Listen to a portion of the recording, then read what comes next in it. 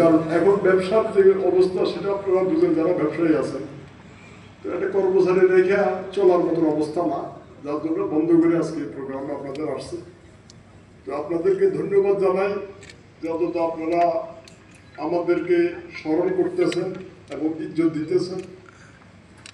আসলে কি বলবো, বলতে গেলে তো অনেক কিছুই হয়, যেমন এই যে আন্দোলনে এত ছেলে মেয়ে শহীদ হইল এবং অনেক 20,000-এর উপরে তাও ছেলে মেয়ে মৃত্যুর সাথে পাঞ্জা লড়তেছে।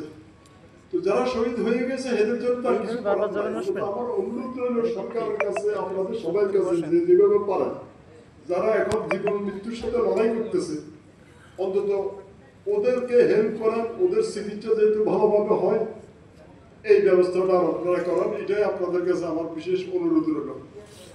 আর এই আন্দোলনের যারা শহীদ হয়েছেন এবং যারা এখন মৃত্যুর সাথে পাঞ্জা লড়ছেন এদের তো এদের ফ্যামিলি সবাই কেস দিচ্ছে আন্তর্জাতিক অপরাধ ট্রাইব্যুনাল বা বিভিন্ন থানাতে। কেসিডি পর্যন্ত একটা অগ্রগতিও দেখতেছি না।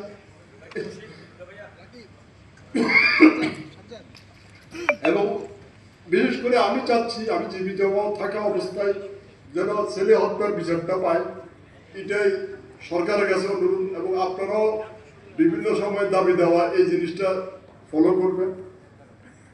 আর সংস্কারের জন্য যে করছে সংস্কারটা যেন ঠিক মতো হয়। এরপরে ইলেকশন তো হবে, আজ হোক কাল হোক ইলেকশন হবে, ইলেকশন করতেই হবে।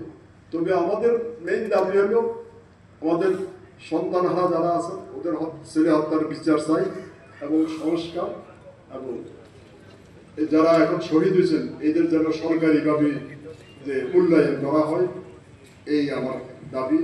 এবং সবাইকে ধন্যবাদ।